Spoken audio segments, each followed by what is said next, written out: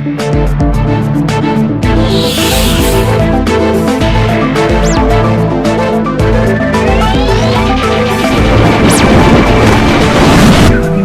ciencia toma la calle.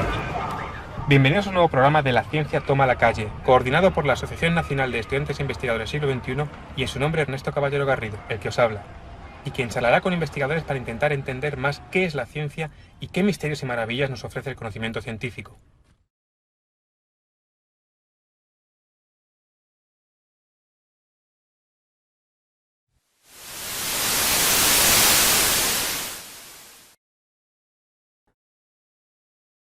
Muy buenos días, estamos con Juan Manuel Zaragoza.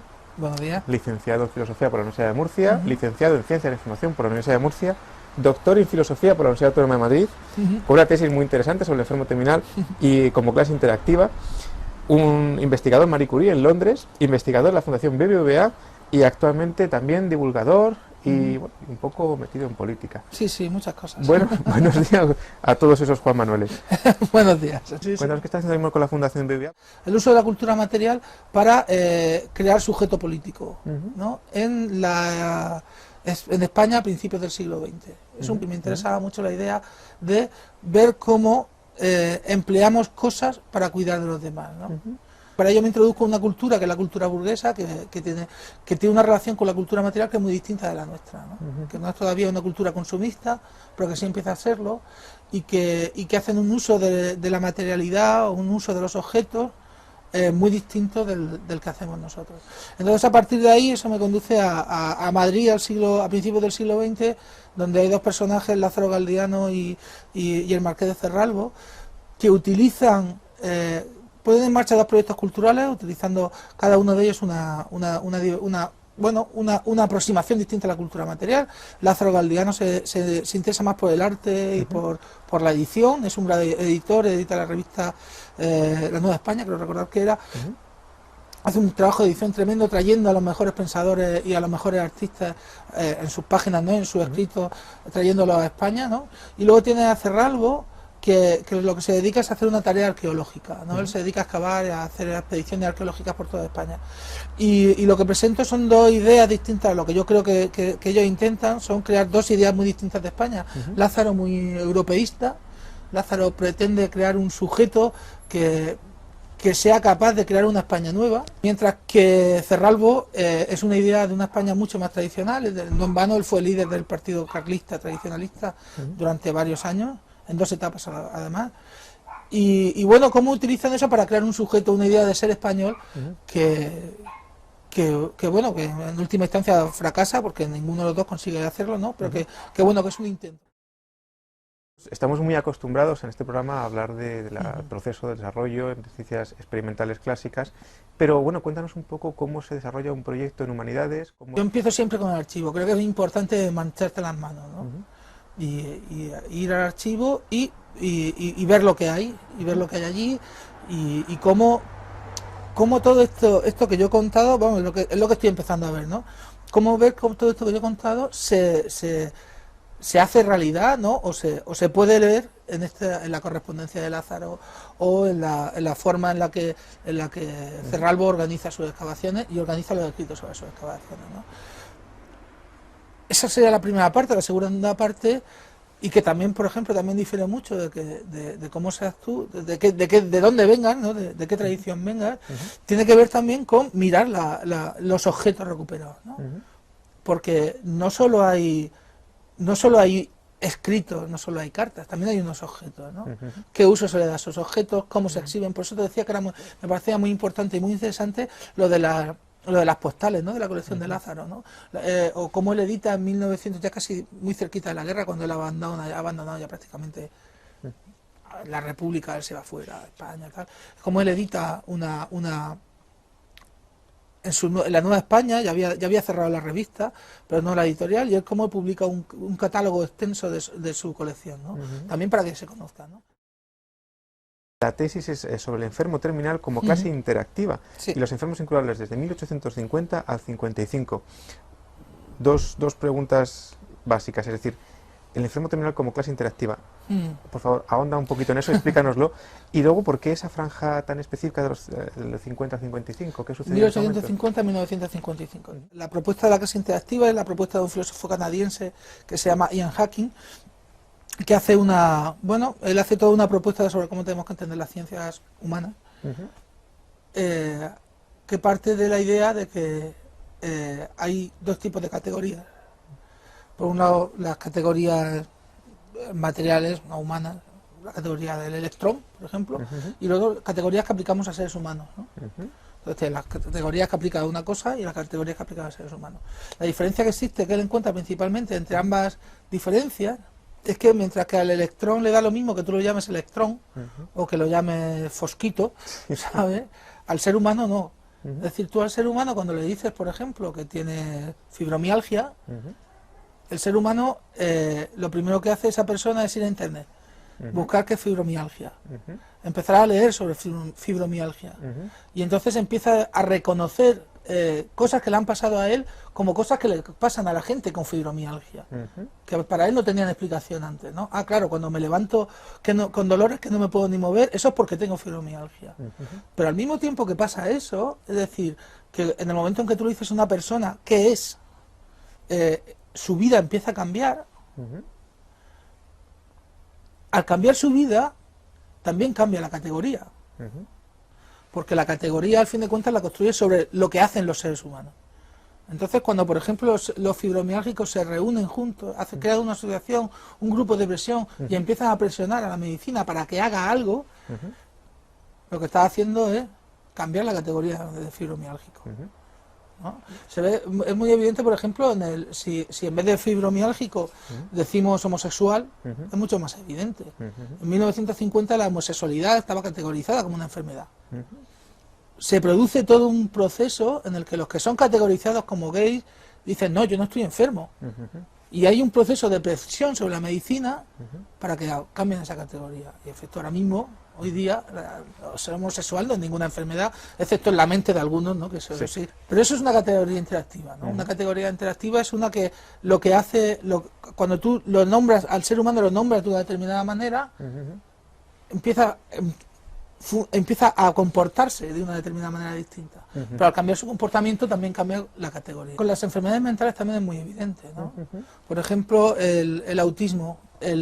Cuando mejoramos nuestra capacidad de diagnóstico, por ejemplo, también multiplica mucho más la gente que tú consideras que tiene esa enfermedad. Claro. Pero claro, al multiplicar mucho, también cambia mucho más lo que es el ser autista, ¿no? El niño que es autista... cuando el espectro es muy amplio, es lo que decíamos, no son electrones, no se comportan, cambian. Entonces tú tienes la categoría a su vez se readapta. Por eso es un poco la categoría interactiva. Entonces me interesaba empezar ahí, ¿no? Cuando tenemos un sistema de beneficencia y cerrarlo cuando aparece un poco Sanders, que coincide a nivel histórico español con cambios también muy grandes, ¿no? Cuando, un poco el cambio de la República al franquismo, ¿no? Oye, pero me gustaría avanzar un poco más, porque claro, tú en general has trabajado bastante la historia de la medicina. Sí. Y bueno, como bien acabas de comentar, el sistema de salud español tiene unas pocas décadas, pero sin embargo la historia de la medicina española está plagada de grandes personajes, desde Marañón a algunos murciélagos internacionales como el doctor Calandre. Me gustaría preguntarte varias cosas. Lo primero es, desde tu perspectiva de persona con experiencia en el extranjero y tal, ¿cómo has visto la historia de la medicina española y los médicos españoles, pero desde fuera? Vamos a ver, aquí hay varias cosas, ¿vale? Es muy difícil explicarle a un inglés, por ejemplo, lo que hace un señor nacido en Cartagena como Calandre. Es importante a nivel internacional. Ellos nos siguen viendo como periferia. Es decir, lo que realmente importa, sobre todo cuando está... por un lado tiene tu sentido, ¿no? Sobre todo cuando está hablando del siglo XIX, lo que realmente pasa en Londres, que es el centro del mundo, ¿no? Tú hablas a Marañón, a un tipo a un licenciado que los hay, en Historia de la Medicina allí, y posiblemente no sepa quién es. Posiblemente no sepa quién es Marañón, sí sabe quién es Cajal. obviamente.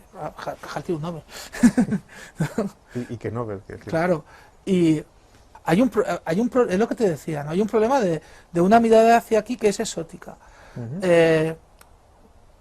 Hay un sentimiento de inferioridad también español que contribuye a eso. Es un problema complejo. Cada vez se va haciendo más, obviamente, cada vez se va... Y luego, por ejemplo, todo lo que es la memoria todo lo que son los estudios hispánicos y... Bueno, eso va creciendo y tiene mucho... Y hay una mirada, nos miran desde determinados sitios, nos miran con un interés distinto, ¿no?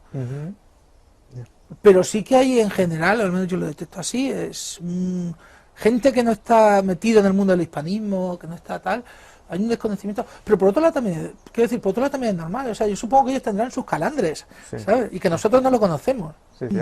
Es la perspectiva actual de la medicina española, porque vamos, hasta donde yo sé por cifras europeas y tal, sí sé que nuestro sistema de salud se ha sido muy evaluado, muy positivamente evaluado. ¿Cómo se nos ve en el exterior en ese sentido? No sé, ahí no sé darte una respuesta de primera mano. Sí creo que, bueno, yo creo que hay una evidencia, por hablar de Inglaterra, que lo conozco más.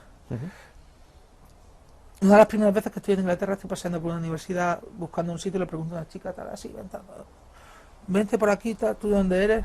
Le digo, pues mira, pues soy, no conocerás, digo, soy de Murcia, y me dice, sí, mi suegra vive en Los Narejos. Claro.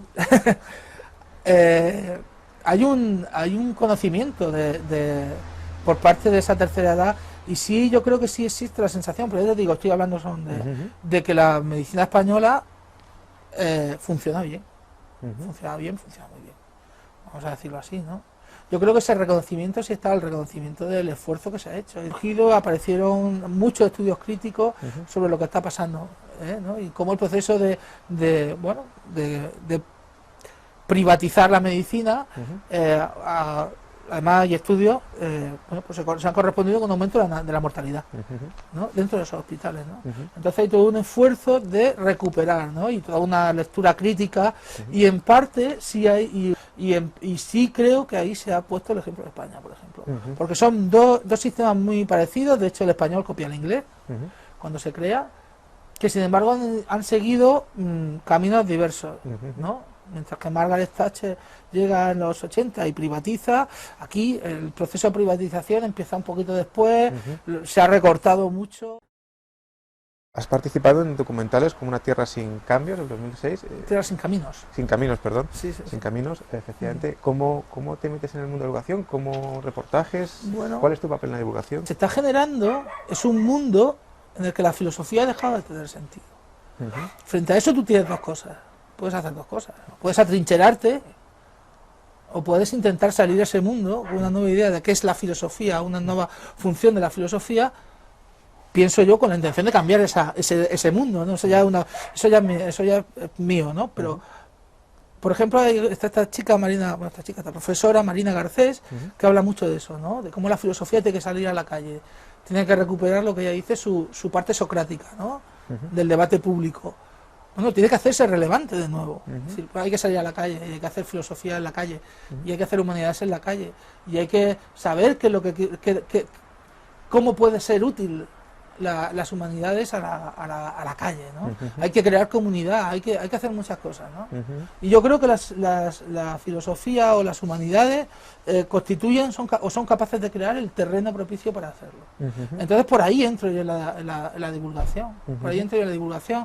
Esto, por ejemplo, que me estás contando, este fue un proyecto muy bonito con gente de Fundown de aquí de Murcia, en el que hicieron un concurso y en el que, bueno, nosotros intentamos explorar un poco lo que hemos hablado antes, la categoría interactiva, con cómo se crea la categoría del síndrome de Down, ¿no? Y trabajándolo con ellos, nos gustó, por ejemplo, lo que hicimos fue darles a ellos cámaras para que ellos se grabaran su vida cotidiana. Vamos a empezar un proyecto nuevo que se va a llamar Humanidad Caníbal, que va a reflexionar precisamente sobre todo esto que te he contado, ¿no?